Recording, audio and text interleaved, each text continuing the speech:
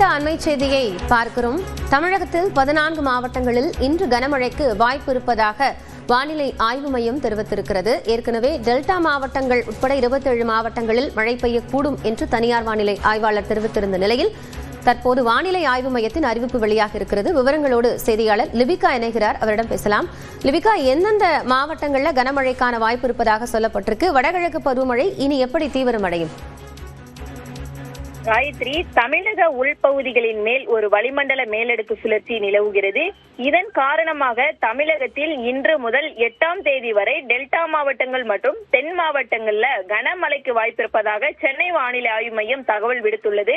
அந்த வகையில் இன்றைய தினம் தஞ்சாவூர், திருவாரூர், நாகப்பட்டினம், மயிலாடுதுறை, புதுக்கோட்டை, ராமநாதபுரம், சிவகங்கை, அரியலூர், பெரம்பலூர், சேலம், தர்மபுரி, கிருஷ்ணகிரி, நாமக்கல் மற்றும் திருச்சி ஆகிய மாவட்டங்கள் மற்றும் காரைக்கால் பகுதிகளில் கனமழைக்கான மஞ்சள் நிற எச்சரிக்கை என்பது விடுக்கப்பட்டிருக்கின்றது.